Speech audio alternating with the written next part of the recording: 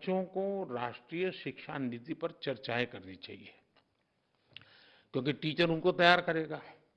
जब वो बोलेंगे तो एक आध चीज नहीं आपको भी उभर करके आएगी। तो ये एक प्रयास करना चाहिए। आपको मालूम है कि अभी मैंने 15 अगस्त को आज़ादी के 75 साल का ये मेरा भाषण था, तो उसका एक अपना अलग मेरा मिजाज भी था। तो मैंने 2047 को ध्यान में रख करके बातें की, और उसमें मैंने आग्रह किया कि पंच प्राण की चर्चा की। क्या उन पंच प्राण हमारे क्लासरूम में इसकी चर्चा हो सकती है क्या? असेंबली जब होती है, चलिए भाई आज फलाना विद्यार्थी और फलाना टीचर पहले प्राण पर बोलेंगे, मंगल को दूसरे प्राण पर, बुधवार को तीसरे प्राण पर, शुक्रवार को पांचवें प्राण पर, फिर अगले सप्ताह फिर पहले प्राण पर ये टीचर यानी साल भर। उसका अर्थ क्या है?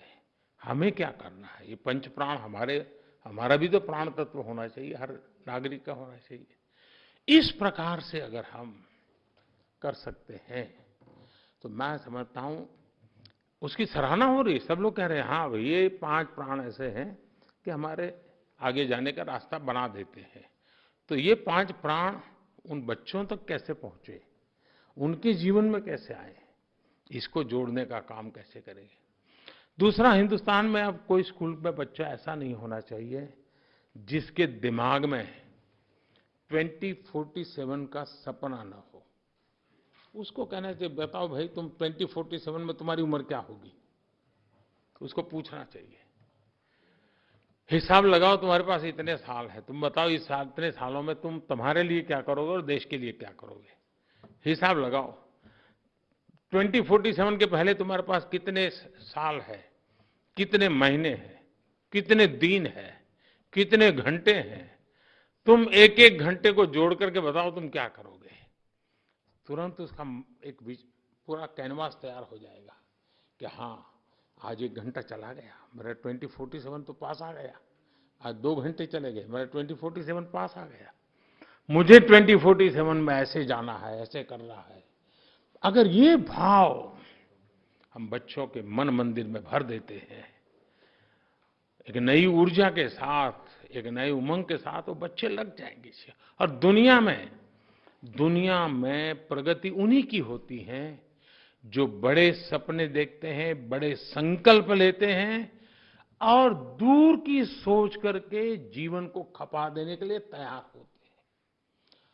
हिंदुस्तान में 1947 के पहले एक प्रकार से दांडी यात्रा 1930 और 1942 अंग्रेजों भारत छोड़ो, ये जो 12 साल आप देखिए पूरा हिंदुस्तान उछल पड़ा था। सिवाय आजादी कोई मंत्र नहीं था।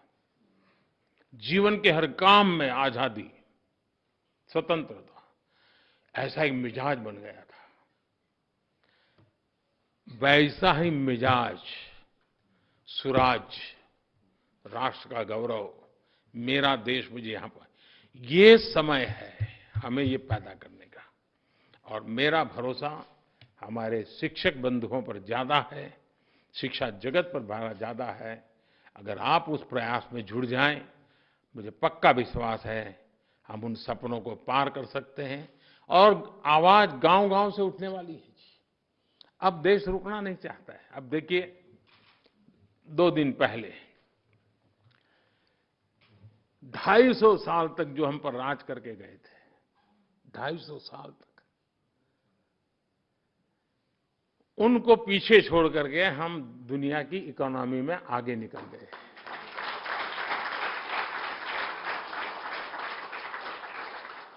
छह नंबर से 5 नंबर पर आने का जो आनंद होता है, उससे ज्यादा आनंद इसमें हुआ। क्यों? 6 से 5 होते तो होता थोड़ा आनंद, लेकिन ये 5 स्पेशल है क्योंकि हमने उनको पीछे छोड़ा है। हमारे दिमाग में वो भाव बढ़ा है, वो तिरंगे वाला 15 अगस्त का। 15 अगस्त के तिरंगे का जो आंदोलन था उसके प्रकाश में ये 5वां नंबर आया है और इसलिए उसके अंदर वो जिद भर गई है कि देखा मेरा तिरंगा और फहरा रहा है।